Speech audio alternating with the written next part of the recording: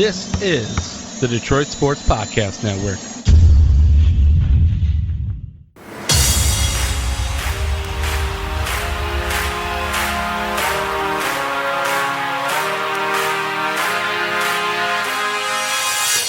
So we can finally say the words playoff push in this town once again.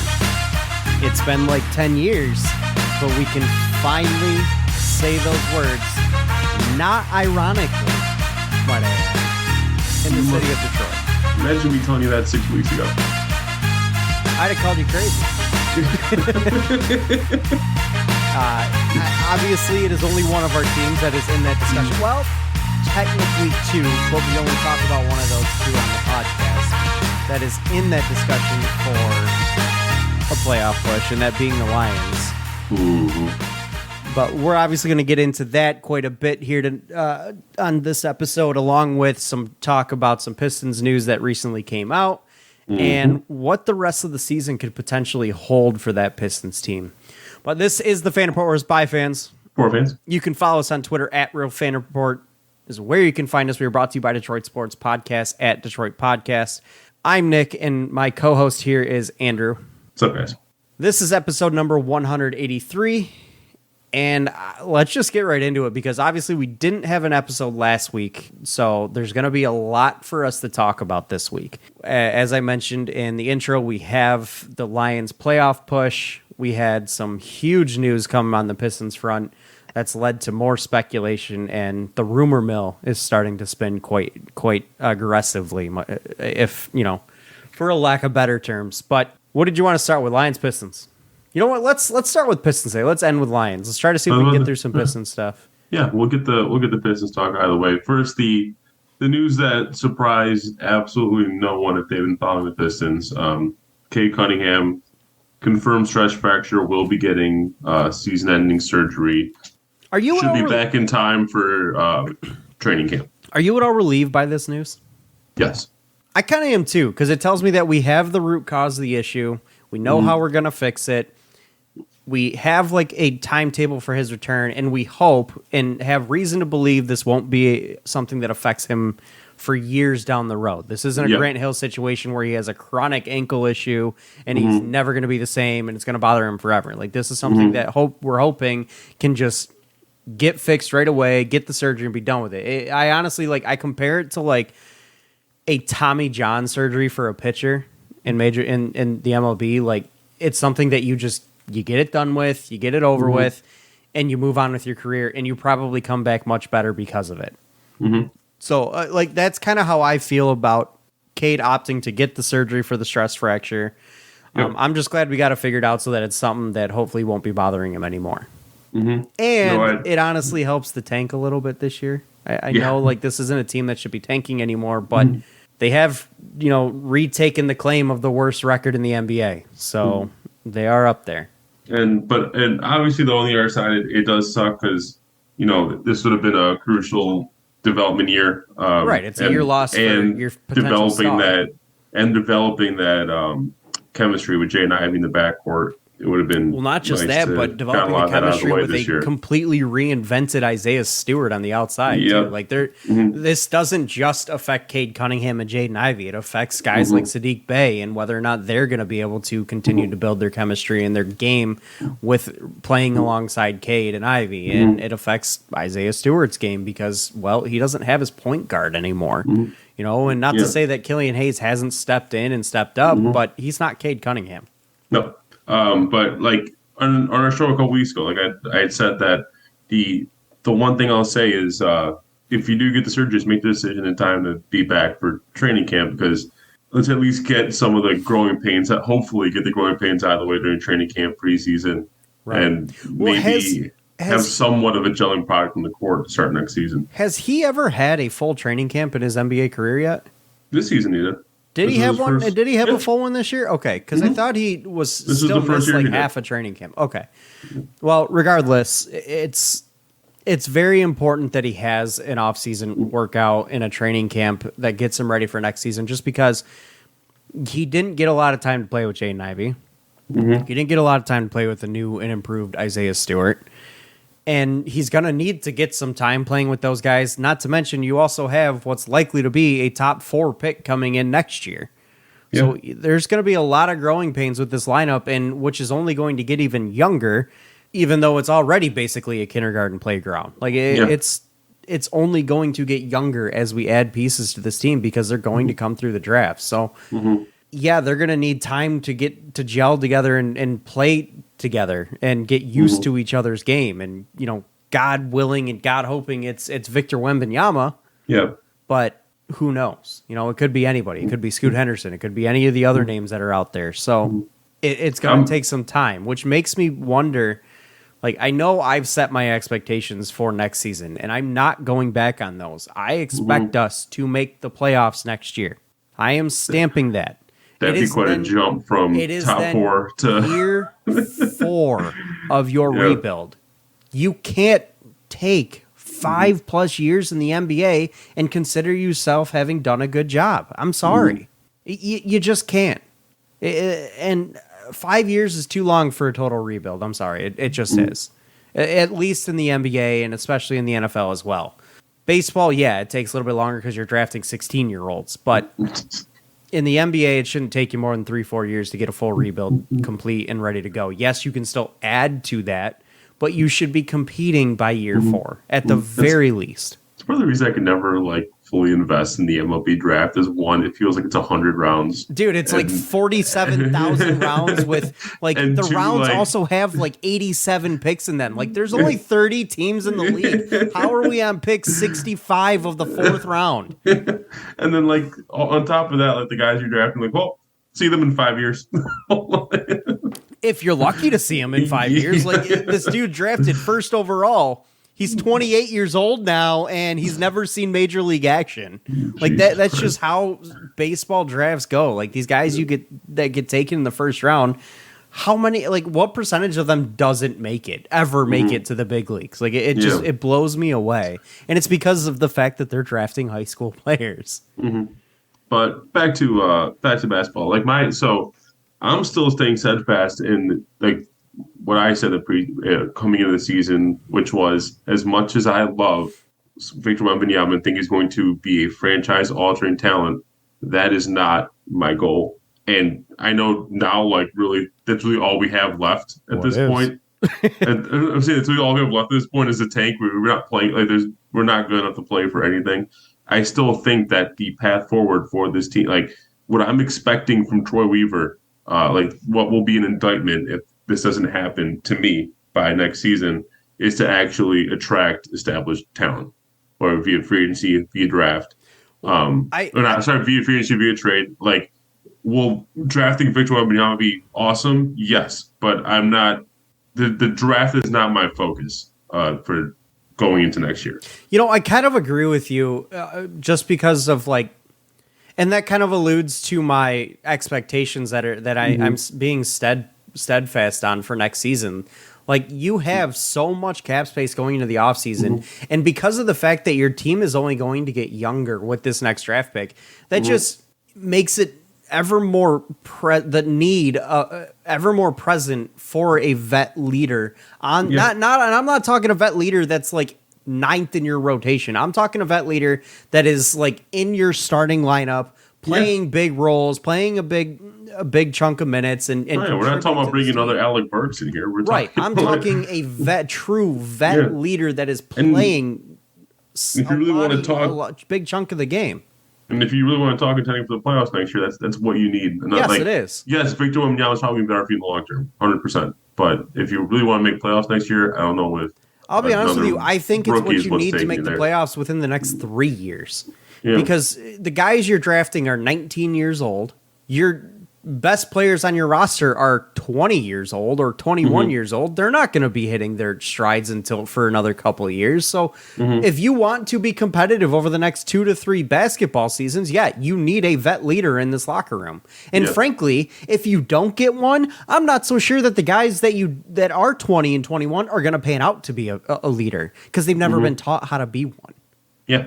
So, in my opinion, you absolutely, this offseason is predicated on whether or not Troy Weaver can bring in a veteran talent, a veteran leader in this locker room and on the floor for these guys. And it kind of leads me to a question for you, and I'm curious to hear your thoughts.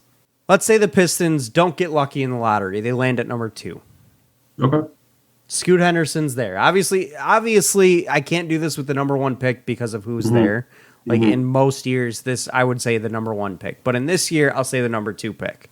Would you be willing to trade that number 2 pick for a Devin Booker, Jaylen Brown, a big-time wing-type player that is a proven vet in this league? Because what I was about to tell you was I take Scoot Henderson and then try to decide, because someone's getting traded at that point. Whether it's Scoot, whether it's Jaden, whether it's Cade, I'd prefer I have my doubts where a Scoot Cade backcourt could work, because I don't know if Scoot seems like he's going to need the ball in his hands too. Right, but I mean, so does Jaden Ivey. So does Jaden. They're both the same play style. Scoot's just better. He is. And normally in this circumstance, I would say I give the edge to the guy who's gotten to play a year with Cade Cunningham and gotten used to him, but we don't have that.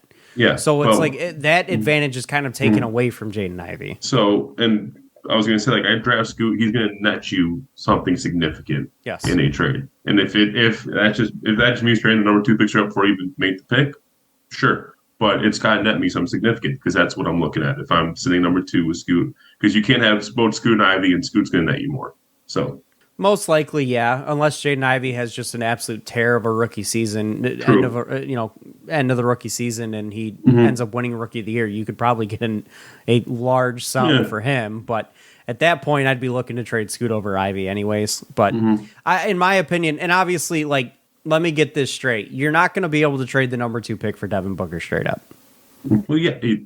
I'm being hypothetical here. Yeah. I want to, preface what I'm saying here. You're not going to be able to do that. You're going to have to add other assets. Yeah. But what we're saying is I am willing to add other assets to that trade to get a guy like that. What we're saying is leverage where you are in the draft to bring in established talent. That's kind of what we're getting at here, right? Because in all reality, it's no secret Detroit is not the biggest free agent destination. Never has been. Even when they were competing for championships, they were not the big free agent destination. Their biggest free agent signing, I want to say, was Antonio McDyess on a reclamation project because he just had a major injury the year before. Yeah. Which, don't get me wrong, Dice was a great player here. He was awesome. I loved having him here. But regardless... You would have thought Jeremy Grant's He was one of the more expensive signings that season. I don't. Anybody that's not getting a max contract, I don't consider to be a massive free agent signing. Well, I'm talking your stars or guys that are close to max contracts. We splashed on Josh Smith, Ben Gordon, Charlie V. All guys that They've never been good. All guys that nobody else wanted. You got to remember that. Nobody else wanted those guys. The Pistons were willing to overpay to bring them in. But nobody was willing to give as much money as the Pistons were willing to give them. That's where the problem lies. Anytime throughout, at least in our lifetime, where there's been a situation where another team was willing to give the player the same amount that the Pistons were, the Pistons never got that guy. Yeah. So that's where I say you got to use this draft position to leverage to bring in guys that can be these bona fide stars, these veteran leaders on the floor for you. Yeah, in all honesty, unless I'm the number 1 pick, I'm very much open to almost preferring to try to make a trade. I would too. I mean, it's got to be for the right guy. I would trade the number 2 pick for Jaylen Brown. I don't know how much more I'd add to that, but I'd be willing to do that. Yeah. You want Devin Booker? I'd be willing to give you a couple first-round picks, including this one. It just depends on who the guy is. But Cade and Devin with Ivy coming off as a 6-man. That would be so good. But that's kind of what my philosophy has turned into with this team. I no longer value draft capital beyond this year. Draft capital to me does not matter. Why? Because I don't expect us to be drafting in the lottery anymore. I want out of this lottery hell. Yeah.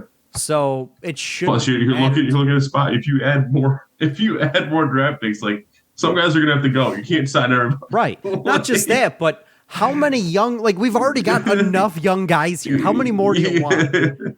There's only 5 allowed on the floor at a time, and you're already creeping close to that 5 number. So let's be careful here. Like, how many top picks do you want? Yeah. So, like, I'm willing to give up some of the top picks to bring in veteran leadership star talent or high caliber talent in place of it.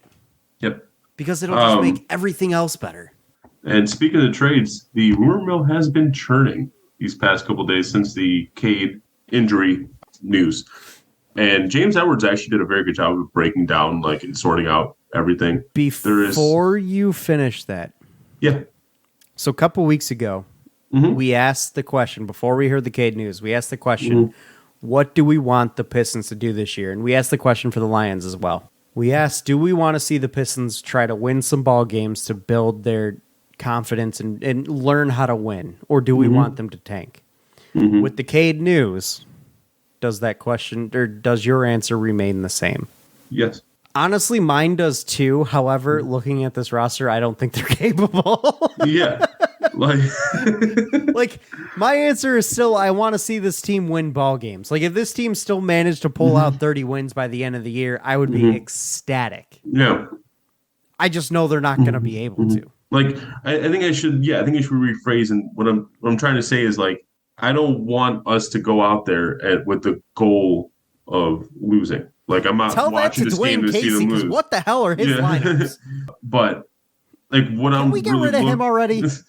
What I'm really looking for is, I want to see, can Killian Hayes maintain the progress he's made over the last month? Can Jaden Ivey start taking some strides? Because the last couple games haven't been great, but he's a rookie. Get him time. Terrible in the last game, if I remember right. He put up like 16 points, didn't he? It's more the shooting for me. But we knew coming in, we knew that was going to be a problem. That's what I like about Ivy. That was, like, on a bad night, he still put up 15. I mean, you kind of saw the same from Cade last year. Even though his numbers were, like, his efficiency wasn't great, he was still able to put up some numbers. Like, you got to have guys like that on your team if you want to win games or if you want to be effective, because sometimes there's just those grinded out games where it ain't pretty, but maybe you get it done. You know what I mean? Now with Duren starting, I want to see how well can he handle the starting role alongside Isaiah Stewart. Can Sadiq Bey climb back from the gutter? All right, I got a question for you about Duren, and then I promise we can move on to the rumor mill. If you're gonna start him, why are you only playing him like 20 minutes? And why are you only drawing up like one play for the guy? He took one shot. Well, he took one shot and got fouled on one. So he had 2 plays drawn for him in 23 minutes. I think it's because of how raw he still is offensively. That's fine, but isn't this you lost your superstar for the season? Yes? Yeah. Is this not the time for a guy who's really raw, who's a really high caliber prospect, to iron out some of that rawness, to let some of that marinate and cook? I don't disagree. If I was Dwayne Casey, I'd be drawing. He's already the best rebounder on the team. I'd be drawing up probably the best interior defender on the team. If I were Dwayne Casey, I'd be drawing up play after play after play for a guy like Jalen Duren until he gets it right. Like, there'd be, in my mind, he'd be taking 10 plus shots a game.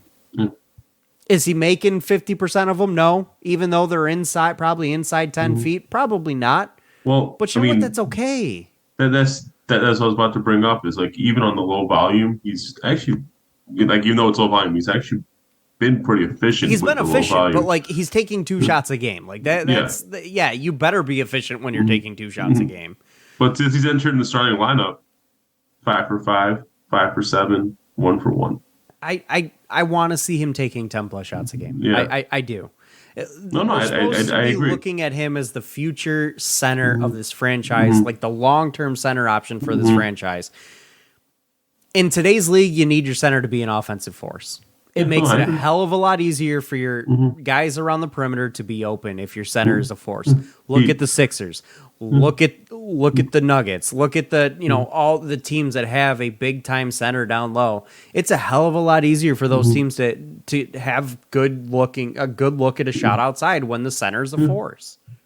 Yeah, and I find it funny. Like, he took 13 shots in the home opener, never sniffed anything near that since, I should say. Yeah, what is that shit? Like, that's what I don't understand. Also, why are people still disrespecting Isaiah Stewart on the 3-point line? Like, He wasn't great in the last game, 207, but I mean, on no, the I'm season. talking about defenders. Like, they're I still know, but letting like, him. I understand, but he's obviously been given the green light, which I love. I love that aspect, and I love the fact that Dwayne Casey's willing to play both Stewart and Duren in the starting rotation together. But why are you only playing them 20 minutes? Let these guys play together. This is the future. This is the reason I want Dwayne Casey shot out of a cannon, because I want to see Isaiah Stewart and Duren paired alongside each other for 30 minutes a game. Yeah, That's what I want to see. And I want to see Jaden Ivey in the backcourt. I want to see Killian Hayes in the backcourt with those two. Frankly, if I were Dwayne Casey right now, knowing that this season is pretty much done, I'd be playing 2 5-man rotations. And I'd straight up be going back to intramural in the 4th grade. All right, we got 2 5-man lineups. This is what we're playing. I mean, because I want those guys, those young guys, to get as much experience together as humanly possible right now. And I know it's stupid and it sounds stupid, but if that's what I got to do to get these guys playing together so that they can develop chemistry, that's what I'm going to do. And I'm going to do it 25, 30 minutes a night. he seems more dedicated doing that with the bench unit than the starters. Makes no sense to me. None whatsoever. But on the rumor mill, so the number one name that's been tried around, probably because it's the biggest one, has been in the past couple of days, has been Bojan Bogdanovic. And reports were that there have been multiple teams interested, most of whom has been the Los Angeles Lakers, and they've offered a future protected first-round pick for him. No thanks. What is it, like 2029? Because I'm pretty sure that's the first time they have a first-round pick in this decade. I personally don't think he's going anywhere, especially considering we extended him. Right. So, and I don't honestly, I don't want him to go anywhere. I don't want him to go anywhere either. Yeah. I love this. We can't just keep trading away our bets. Thank you. We finally get a talent in this town, and we're gonna trade him away. I understand that by the time this team is competing and like competing, hopefully for championships, at least for conference championships. I understand he's gonna be like 37 years old or 35, 36 years old. He's 33 right now. It's gonna be a couple of years, but regardless, I think at 35, Bojan Bogdanovic can still be effective off the bench. Because of his play style. I don't think it changes at all. He's just sit in corner, sit on wing, you catch ball, you shoot ball, you make shot. That's what Bojan does. That's not going to change in 3 years. Yeah, not to mention it's good for player development to play around a guy like that, because he's a low maintenance player that doesn't always need the ball, but he's going to in every lineup. Winning. He fits in every lineup around the league. And from everything I've heard, he's also a very smart basketball mind. And like people like Cade, for example, have been picking his brain in the locker room. So that's a guy you want to stay around. Okay, I can't say I see absolutely zero reason to get rid of him, because I do see one. Yeah. One reason to trade him, there is the thought of a 35-year-old Bojan Bogdanovic not having any value when you're ready to compete. Yeah. There is that possibility. That but at is that the point, sole reason. Exactly. If I can only think of one reason, and it's a big what if or maybe that's 2 to 3 years down the road, I'm not trading this guy. He's a leader on your team right now. He's a guy who is able to help some of your youth. It would help a little. It would, be nicer if we had a player that kind of was in a similar mold, that big-time jump shooting outside presence that can learn from Bojan and how he finds the open shots the way he does. But, we don't have that guy, but he's still able to spread some of that basketball IQ to some of the young talent that we have. Yeah. Another bigger name that's been thrown around, Saddiq Bey. And we talked about this on our last show. The report was Pistons had taken calls on Saddiq Bey, which I believe is not news, but the question remains, is this even a good time to sell on Bey? Like, even if you weren't on board with the Bey train, is this the right time to trade him? If you've listened to this show at all this season, really, let's be real, you know I'm about as far off the Bay train as I have ever been in the entire existence of his career in my life as a Pistons fan during his career. It's kind of wild because coming into the season, we were talking about who's the second best player on this team, Sadiq or Bogey. I was all about Sadiq. Yeah. I was all about Sadiq Bey. Like there's nobody there. Like you'll be hard pressed to find a guy who wants to see guys like Sadiq Bey and Isaiah Stewart succeed more than me. Yeah. Like I so badly want it, but you'll also like I'm not gonna be a slappy and not tell you how it is. I'm gonna give it to you straight. Sadiq Bey's been terrible. Well, I agree. And because of that, his future with this team is in doubt. It's more in doubt than Isaiah Stewart. It's more in doubt than Jaden Ivey. It's more in doubt than Cade Cunningham, obviously. It's more in doubt than Jalen Duren. Honestly, frankly, there's parts of me who says it could be more in doubt than Killian Hayes. Because Killian's going to cost a lot less. I really, really like Sadiq Bey, and I really, really want him to succeed. And I think he has it in him. I think Dwayne Casey is a hindrance of his, and I've been saying that now for over a year because I said it last year when I talked about how Jeremy Grant needed to go because I think his presence and the way Dwayne Casey plays them together hinders Sadiq Bey.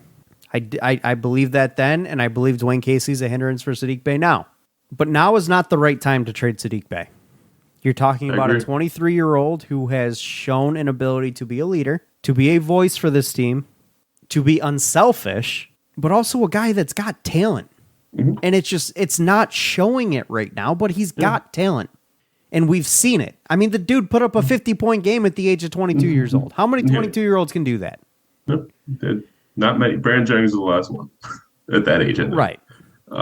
Didn't Devin Booker put up 80 at 22? I think was it 71 or 72 or something like that? Wasn't he 22 years old though, or was he? I think it was. Yeah, because I think it was like 5 years ago. So, right. Yeah. So, or 4 years ago. Regardless, now is not the time to trade Sadiq Bey because what are you going to get for him?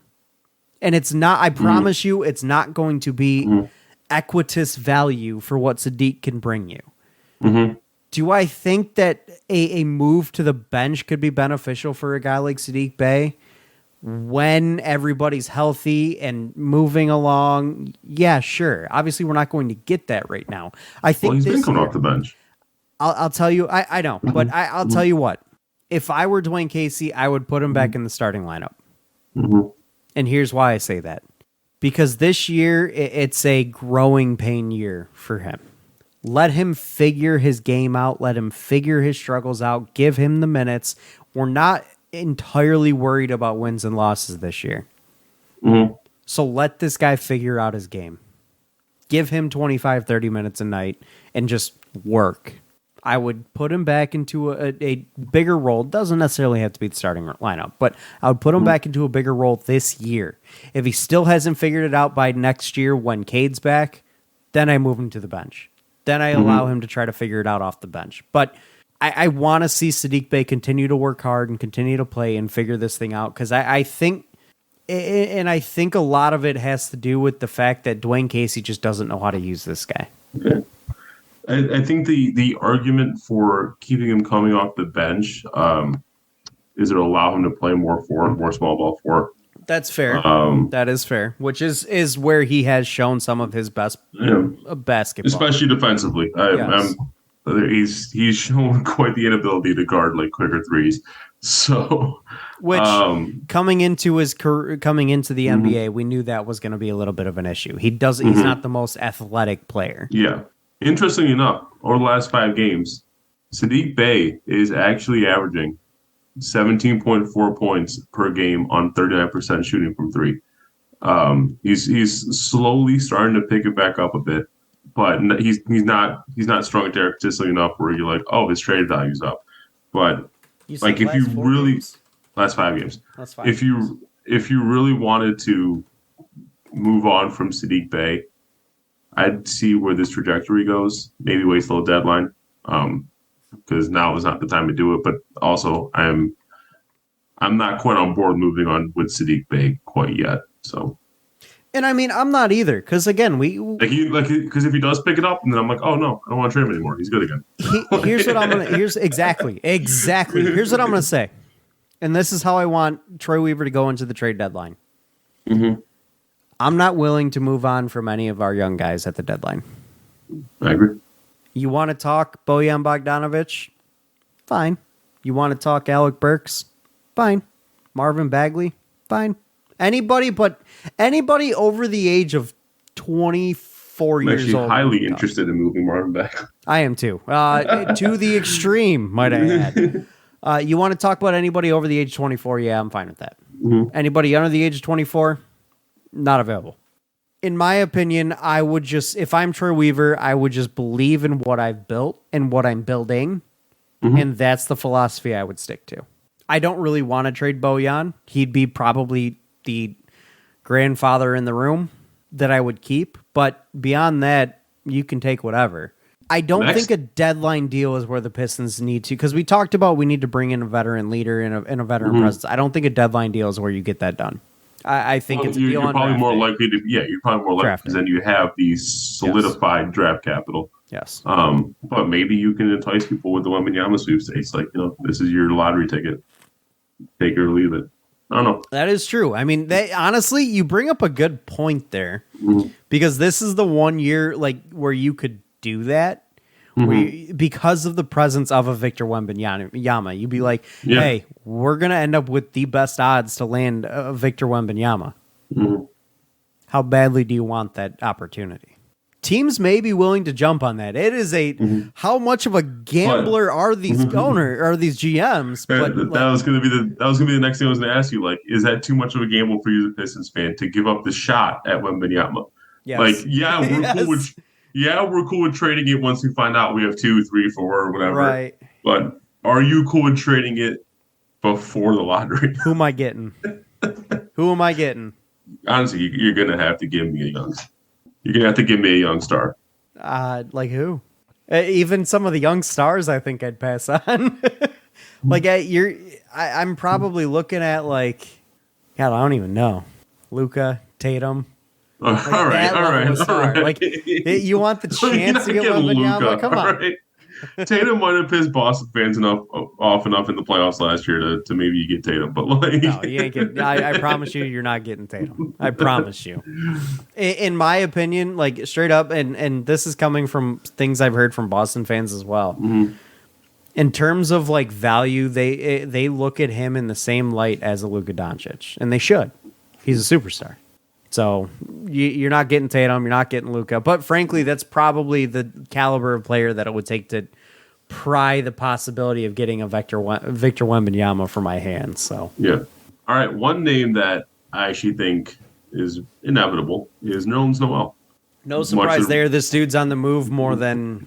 I didn't come prepared with an analogy here, so much of the reason actually is because of the fact that that it has been reported. By an anonymous source that the Pistons and Noel have actually mutually agreed to part ways. Okay. Not to a buyout, to seek a trade. Eventually, that could be a buyout situation. But we have 4 teams interested, apparently. Good. With Portland, That's better Sacramento, than a buyout. Miami, and Dallas. That's better than a buyout. I don't know how much you can really get for Nerlens Noel, but I am in the firm belief you did get him for free. So. I am in the firm belief that Nerlens Noel was brought in initially as an insurance policy if Duren was not going to be ready to play NBA basketball. Yeah, I agree. And now that he's proven that he is able to play NBA basketball, there's no need for Nerlens Noel. You can let him go. Yeah, I think actually James Stewart he's used this James Edwards, sorry. He's used this phrase on multiple occasions now. He calls Nerlens Noel a break glass in case of emergency option for Glenn Casey. Yeah, he is. It was a contingency plan if Jalen Duren was going to have to go to the G League. That's what it was. A defensive presence down low, which Duren is. At the very least, Duren is. So now that Duren's proven that he can stick in the NBA, we can go ahead and let go of this guy. Yeah. And honestly, any return for Noel is a plus because you got him for free. So yep. I'm not expecting much more than the second round bit. No. So let's close out the Pistons topic because I do want to move on to the Lions because we got a lot to talk about there. And Yeah, we got one more name. Past the halfway point. Oh, okay. Go ahead. Yep. Alec Burks has been the last name. I'm fine with moving him. Yeah, he's been actually pretty nice for us coming off the bench. He's been a really good source of scoring. He's probably the reason we won a few of these games. But yeah, that's another guy that that's another guy that I feel like is a dime a dozen in the league, and you could find someone else. Let me ask you this: in the last 5, just in the time that we've been doing this podcast, so the almost 4 years? I think it'll be 4 years in January, right? Mm-hmm. How many times have we talked about a 3-point specialist off the bench in trade deadline talks? Wayne Ellington, Langston Galloway, Langston Galloway, Frank Jackson. Yeah, they're a dime dozen. They keep coming through the doors. There's always going to be this guy. Yeah. So I'm good on letting him go. I like Alec Burks. I like him a lot. Mm-hmm. I'm good on letting him go. Yeah. He's probably my favorite player, not named Sadiq Bacon off your bench right now. Yeah. So let me ask you this. As we close out the Pistons topics here, do you think the Pistons will get a deal done at the deadline, or do we continue as is throughout the year? And I will disqualify Nerlens Noel because I think that one's a good one. That was the only one I was because I was thinking if any deal, I think we trade Nerlens Noel by the time deadline rolls around. I will disqualify that one. That's low hanging. No. Okay. All right. I don't think the urgency is there to move Alec Burks. I'm going to agree with you. He's not been incredible where you can get this really good return on him. Right. And he's not been completely useless like Nerlens Noel has been. Right. No, I agree. We might as well just trade him if teams are interested. Beyond Nerlens Noel, the fact that none of those 4 names was Marvin Bagley, who I'm going to say no. Which I will point out, that is where Weaver gets his best stuff done. When it comes to trades, is the trade you don't hear about coming in. Yeah. So maybe we do see a Bagley move. And now that not that Bagley has been terrible or anything, he's just not the player we need. He's not the player we need, and I don't think he fits with this team. Yeah. I loved him last year, and I wanted him back, but I don't think he meshes well with the guys that we got. Yeah. Now that Isaiah Stewart's improved offensively, he's expendable. Yeah. Absolutely. All right, move on to Lions. Let's move on to the Lions here. This is a football team that's winners of 5 of 6. Jesus. And are officially in a playoff push. Mind you, it is a slim chance at a playoff push.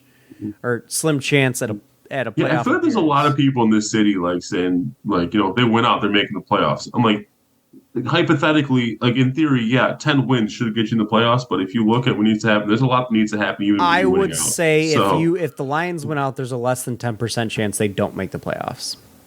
I'll be honest with you. I would hope so. I really do believe that. People are treating it like it's under your control, as in it's 10 wins get you in, no question. The reason I say that is because because of the fact that the Giants and Commanders play each other again this week. Why do they have to tie? Why?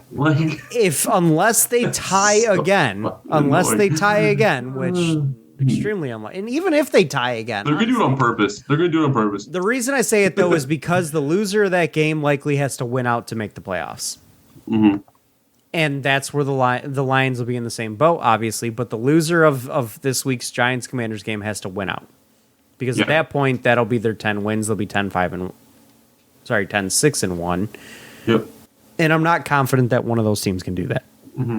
Obviously, the Seahawks are a factor. However, the Seahawks have cooled down heavily. If the Seahawks and Lions... Any news on Kenneth Walker's injury? Is he on for multiple games? He missed last game, and it was also by the Panthers. I have not heard a ton. Okay. Because the Seahawks don't have... their next few games aren't easy. As of yesterday, he is day-to-day. Okay. So he's probably going to be questionable for this upcoming game, which he could play, but he may be hampered, which is fine. But again, I personally believe even with a healthy Kenneth Walker, if the Lions and Seahawks played today, the Lions would win. Or played this weekend, the Lions. But I'm not talking about playing us. I'm talking about playing the Niners. Regardless, and I think the Niners are a better football team than the Lions. So I think even with a healthy Kenneth Walker, the Niners are the favorite team. The Niners, even with all the injuries they have on the offensive side of the football, they still absolutely demolished the Buccaneers. Not that the Buccaneers are great. But I was going to say the Bucs suck. They should honestly instate a rule. If no one in your division is above 500, no one gets to make the play. That reminds me of the 7-9 Seahawks getting in years ago. Like you should not be allowed to make the playoffs if you're sub 500. I'm sorry. I don't disagree. Like 500 should be a barrier. You know what? Should be a hard barrier. If a 60% win rate as a coach is required to make the Hall of Fame in football, rest in peace, Mike Leach. You deserve to be in the Hall. Then a 500 record should be required to make the playoffs in the NFL. Yeah. How do we want to approach this? Do you want to start just talking playoff scenarios, or should we focus on the Jets right now? I think we should focus on the Jets. I think we should talk about some positives from the Vikings game. You know, the fan in me wants to say, all right, here's, you know, this is where we could be in the playoffs. Like, I think we can talk a little bit about playoff scenarios, but we're on to the Jets, and that's the only team that we need to focus on. But we also are able to speculate because we're not the ones playing the games, and we're not the ones that need to focus. Yeah. Looking at the Vikings game, Lions dominated that game from point A to point, from beginning to end. I really wish we were able to make the time to record last week because I was about to be such a clown about the 5-win Lions being favored over the 10-win Jets, but. All right, it's 10-win Vikings. I mean, you're not wrong. Like they were favored over that, and they're favored. That's the first time in the Super Bowl era that has happened. The line yes, it is. The line in the Lions Jets game opened at Jets -1.5. It is now flopped and crossed the bridge over to Lions -1.5. Which again, 1.5 or 1. It might be 1. It might be 1, but that tells you. And granted, that is. You know, with the news that Mike White is very hurt. Yeah, what's the news on that? Because I know he came back in. The news on him went to the hospital after. The news on him is that they are going in. Robert Saleh came out and said that they're going in expecting him to play this weekend. He does have a rib injury. However, the news on their all-pro defensive lineman, Quentin Williams, is he's 50-50. So, I thought he was out. No, he's 50-50. 50-50? Damn it. Yes. Which... Look at me. I feel like an ass cheering for injuries, but... I do too, but Quentin Williams makes a big difference in that defensive line. He is a massive presence for the Jets. And let's... All right, I gotta say something here. This Jets game is tougher than the Vikings game. I agree. Even though the Jets are only a 7-win football team. And Vegas agrees with you. Yeah. But the Lions don't match up as well against the Jets. And I say that because the Vikings defense is bad. Their offense is good, but their defense is bad. And the Lions can beat teams in shootouts because they're one of the best offenses in the league. The Jets are a really good defense. Yeah. Granted, that does involve Quentin Williams, but let's be honest, there's only been one defense we've faced this season that's been able to actually shut down the Lions. That's the Patriots. The Bills only allowed 25 points. That's not a ton. That's probably below average. I think 25 Lions. Points wins that game against the Jets. I'll agree with you. I don't think the Jets can score that. I personally think that the Jets defense is probably a little bit better than the Bills, though. So, take that with the thoughts there. But the Lions did a lot of good things against the Vikings. First off, Jared Goff has had an unbelievable season for what I expected of him. He hasn't thrown a pick in 5 weeks, knock on wood, for this week. Is Jared Goff the quarterback of the future for this team? Like, is he the guy? I knew that question was coming. Is he if you're just looking at the last 5 weeks, he's the guy. There's no question about it. He's the guy. It's interesting because, 6 weeks ago, I had told you absolutely not. But it's you were Jared Goff is a guy football team in the face. Jared Goff's a guy like what we saw in LA. If you put a team around him, he's not going to be the guy that's going to prevent you from winning. And you know However, when shit hits the fan, he's also not the guy that's going to take over. And you know what? Props to Dan Campbell, Aaron Glenn, and Ben Johnson. And I'm going to give some props to Brad Holmes as well. They've got a team around him. They've got probably in my opinion, the second best offensive line in football behind the Eagles.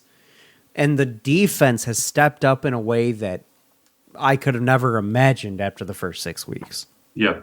And I know they gave up 400 yards of offense to the Vikings, but you know what? That's what happens when you lead by 2 touchdowns or by most of that offense scores. was Justin Jefferson. Yeah. I'm still pissed that he didn't score a touchdown because that cost me $200. Same. I was on the same bet you were. But hopefully he was Okuda actually inbounds. gets over his illness for this week, though. Yeah, he left after the second quarter. Okuda is a crucial piece to this defense. I think It feels so good to say that, doesn't it? Doesn't it feel great to say that? Oh my God, it so does. I'll say this about the defense. They have stepped up and played at a level that I didn't think was capable for the talent that they have. However, they are still razor thin. I agree. They don't have depth there. So, and I think the defensive line has been fantastic. Aiden Hutchinson, honestly, to this point, I'm content. He's largely delivered what I wanted him to do. I asked for 8 sacks to begin the year. He's at 7 with 2 picks, and he leads all rookies in quarterback rushes. I'm good. He could do nothing the rest of the year. I'd be a little bit disappointed he had a bad end, but he's done what I asked him to do this year. Have you taken a step back and looked at, like, reviewed our draft class from this past year? Oh, it's fantastic. Oh my God, this is the best. This is the best draft class of my lifetime. We have 2 like across the board. We have 2 6. I guess James picks. Mitchell, you can say, is still a question mark because he hasn't really cares? done much. But we have 2. He was what? What round did we get him in? The 4th, 5th, 5th. We have 2 6th-round picks And like back in the 5th, big not really. minutes. Playing big downs, and James Houston, who has 4 sacks in 3 games, he's awesome. Which he's going to be one of the best pass rush specialists in this team in the future. And I'm totally drinking the Kool-Aid at this point. And then Malcolm Rodriguez has really come into being a really good player. Yeah, those are 6th-round picks. And then you add in the fact that Aiden Hutchinson's looked really good. Josh Pascal's looked solid. Kirby Joseph has looked great. Kirby Joseph has looked fantastic. Like, he's been a revelation. Like, this team, the draft, and one of my issues with Brad Holmes has been, he's able to find some talent, but some of his draft picks, when they miss, they really miss. This guy don't miss. Like, he hasn't missed this year. Like, and I yes, he needs to show me that he can bring in producing free agents. His free agency has left a lot to be desired. However, Chark's finally starting to produce.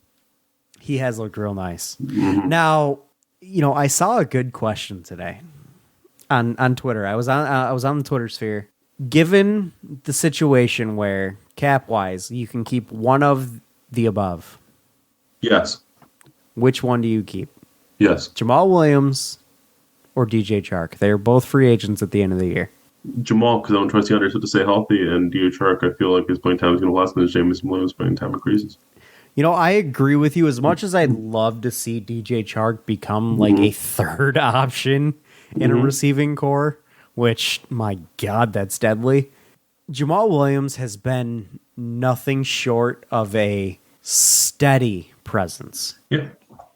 If I could trust Swift to stay healthy, there is a very realistic possibility that Jamal Williams hits 1,000 yards rushing this year, which the last one to do that, I believe, was Reggie Bush for the Lions.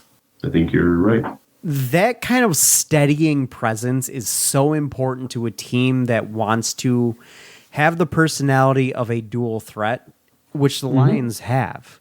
They are a dual threat. They are a running, they can beat you with the run, they can beat you with the pass, and they're going to grind you up and down the field and take up time on the clock. They're a possession-type offense that can score. So a guy like Jamal Williams is increasingly important. So in my opinion, you got to keep a guy like him. You got to. He's too important. And I think he's important to the chemistry, too. Yeah, I agree. You could definitely tell from Hard Knocks he was a bit of a locker room leader. So. Right. And we're not just talking about the video of his breakdown. But looking at the Vikings game, they did a lot of things well. Both sides of the football, in my mind. They got to Cousins a lot. They made things uncomfortable for him. And you shut down arguably one of the top 5 running backs in the entire league. You shut him down to where he was irrelevant. Dude put up like 26 yards in like 17 carries. Like, he was terrible. And Madison, I believe, had negative yards. And you did the Saquon too, and Are these linebackers better than I thought they were? Malcolm Rodriguez is a good linebacker. You know what? We give Anzalone's playing the best football I was going to say career. we don't give enough credit to Alex Anzalone. Do I think he is a good linebacker in the NFL? No. However, he's played the hell out. He's played the hell out of the opportunities that he's been given. Like, is it time we give played well. credit to this coaching staff? They've got everyone maximizing their potential. Man, you really look at that's so unfair. I've been ripping this coaching staff all season long. Every last one of them. I still hate that Dan Campbell waited till the moment I came on here and said I'm out. To start winning football games. Yeah, the minute you said you're out, he rips off 5 and 6. I'll say this, and then we can move on to a little bit of the fun playoff picture stuff. I haven't changed my barometer. You need 8 wins for me to be on board with you, Dan Campbell, and this regime. 8 wins is still the threshold. You hit that, I'm good. I'm happy. Yeah, and you were saying all you need to do is win 2 of the last 4 won. against bad football teams. You don't play a good football team the rest of the way. So and I don't think the Jets are a good football team. They're good defense. Real quick? What? Can we talk about the remaining schedule real quick? We will in a minute. Because I'm going to talk about their remaining schedule along with some of the other teams that are in the picture. You need 2 of the next 4. We're on to the Jets. If they win 8, I'm on board. Full stop. That's a given. But yeah, I do got to sit here and say that the coaching staff deserves credit, because looking at this roster, they're not an 8-win football team. Look at the linebacker core. Their best linebackers are a 6th-round draft pick and Alex Anzalone. Yeah. You see that on any roster in the NFL, you go woof. That's going to be rough. Your secondary, your best players in the secondary are a coming back from a torn Achilles 3rd overall pick that's not looked any good at all in the NFL, and a 4th round pick in Kirby Joseph. 3rd round pick in Kirby Joseph. Woof. You look at the defensive line. All right, that's a little bit different. You got number 2 overall pick Aiden Hutchinson, 6th round pick in James Houston. Isaiah Buggs has been making some plays. Buggs, who's a waiver wire pickup, if I recall. Yeah. And then you've got, the guy that you expected to be big coming in, Romeo Okwara, hasn't been a presence because he's been out. And you've managed to, and Josh Pascal, granted he's not an end, but he's an interior presence, a 2nd round pick. He's been nice. Yeah, the coaching staff deserves some credit. Then you look at the offense, the wide receivers have been great. As expected, you had weapons there. You knew. I think no one doubts that Ben Johnson deserves some credit on the offensive end of football. Are you at all scared Ben Johnson's going to get a head coaching gig? No, I'm terrified. To the point where I've seen people on Twitter, like at GMs or at other teams, saying, "Don't worry, you don't want none of this guy. He's a bum." Like, you don't want Ben Johnson. This is all MCDC. This has nothing to do with Ben Johnson. You don't want Ben. To all the other teams out there, you don't want Ben Johnson. The guy doesn't know what he's doing. It's all Motor City Dan Campbell. It's all DC. Ben Johnson ain't got nothing to do with it. Please stay away. Thank you. But no, honestly, looking at the remaining games that you have on the calendar, I'll start off by saying I do expect us to be favored in every single one of these games going forward. I do too. The Jets are the hardest game, and we're favored at this point in time. And that's as of this recording game. In New York, in the elements. That's a big deal to be favored there. But I also don't think that you can take any of these games lightly. The Carolina Panthers are 1 game behind the division lead right now, so you bet your ass they're going to be going after it. Lambeau in January is never easy to play in. I don't care what team is on the other side of the football. Regardless if Matt Flynn is the quarterback or not. Yeah. And then you got the Bears at home, which should be your easiest game, but that's always the one that gets overlooked and you get popped. It's always the one. And I'll be honest with you, the Bears are a team that are going to want to have you lose. The Bears are a team that are going to want to play spoiler for you. They don't want to see another team in the division do well. And if they get Justin Fields back healthy and he's willing to, and he's capable of playing at 100%, which, was he back this? Oh, they didn't play this week. That's right. Is he going to be healthy this week or no? Well, I don't know. We don't play him for a few weeks, so I think it's a moot point. I understand, but I'm trying to see if he's going to be like ready to go. But regardless, Justin Fields has had a better season as of late. I think they're better than he's better than when you played them last. Well, we played him at the beginning of that Justin Fields resurgence. Yeah, or breakout, I should say. The very beginning of it. I think the Panthers are playing a little bit better football as of late. Granted, they're not winning games, although they did beat the Seahawks this week, which is a big win for them. And the Packers love to just ruin your day in week 18 at Lambeau. Like I said, you're probably going to be favored in all of these games, but these are not games that you can take lightly. No, absolutely not. So looking forward in the playoff picture, and I said we talked about the Lions schedule, but I also want to talk about the other schedules moving forward. Seahawks remaining schedule: 49ers, Chiefs, Jets, Rams. One of those games is not a hard one. It really helped they lost to the Panthers. Let's put it that. It really helps they lost to the Panthers. However, Niners going to be a really tough game regardless of the quarterback. Blake Purdy looked actually really good against the Bucs. Yeah. Chiefs going to be a really difficult game. Jets, I think the Jets are going to be trying to play for a playoff position there. So yeah, they should have at least one more loss on this calendar, but you got to hope for 2. Yep. But you also don't have the tiebreaker there. So that's why you got to hope for 2. Yeah, you got to hope for 2. You're one game behind them right now. So and then you've got the Rams at the end in Week 18, which I would chalk that up as a win for them. But looking at the Giants, we just need them to drop 2 of Niners, Chiefs, Jets. Yes, which I do think they will do. I do believe that. Giants, you've got the Commanders, Vikings, Colts, That's Eagles. a team that's collapsing. They are a team that is definitely on the downtrend. They haven't won a football game in a month. Since November 13th against the Texans. That's the last time they won a football game. The Lions started their losing streak of 4 straight. Yeah, we exposed them. Well, 2 straight, and then a tie, and then another loss. They are 3-1 since the Lions 2-1 since the Lions played them. Not in the Lions game.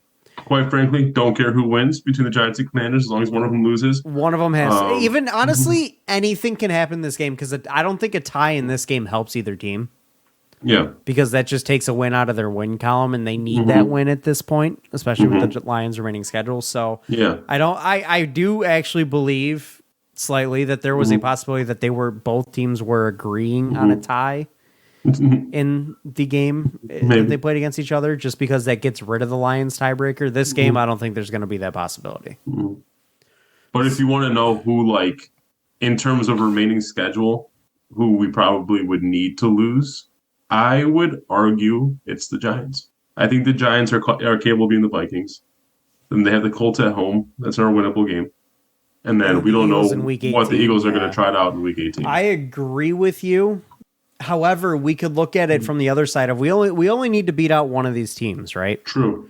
So if the Commanders, if the Giants lose, if the Commanders lose, they've got the tougher road forward. Yeah. I would say it's more important for the Commanders to lose this game because then they've got to go up against the 49ers, who that's a tough game. The Browns, who the Browns suck, but we would rather the Giants make the playoffs than the Commanders. Honestly, yes. I think the Commanders are the better football team. I do too. I absolutely do too, because their defense is far.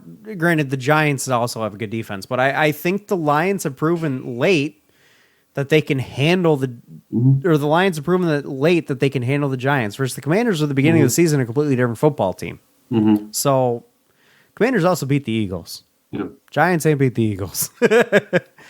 But no, I think if the Commanders lose, you're looking at the 49ers in San Francisco, mind you. That's going to be a tough game for the Commanders. And then the Browns at home, and then the Cowboys at home in Week 18, which I honestly believe the Cowboys will have their seed locked up by then, their top wild card spot. So I think that the Commanders will probably have a good opportunity in that one. So I'm just so glad we're playing meaningful football in December.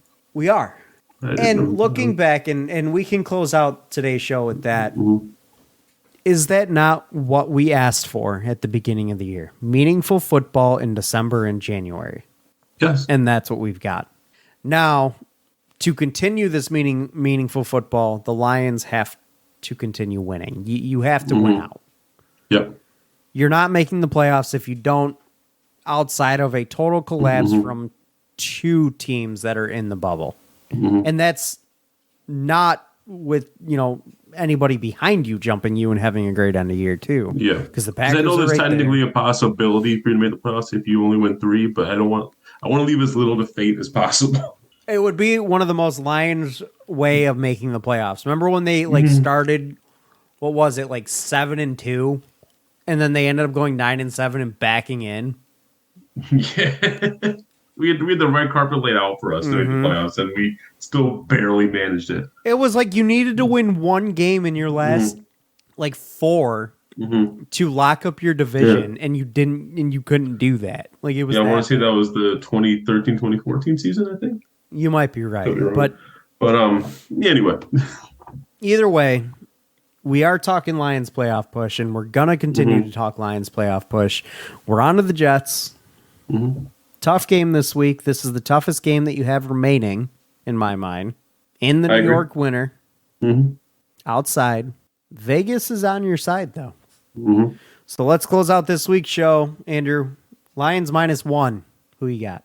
We saw a similar look when we went to New York to face the Giants in the elements against a team that's calling cards their defense. Not quite They have some offensive efficiency. Not quite the same. Yeah, not quite the same, but still outside in the cold. It was 50 degrees that day. It was I do think that the Lions can score enough points against this Jets team, just in general, to where I don't believe in this Jets offense one bit. I know their defense is capable of holding you, but we've faced some good defenses and still put up 30 points. So if you can get to 25, I think you're okay in this game. I think the Lions can beat a team like the Jets, and I would take them -1.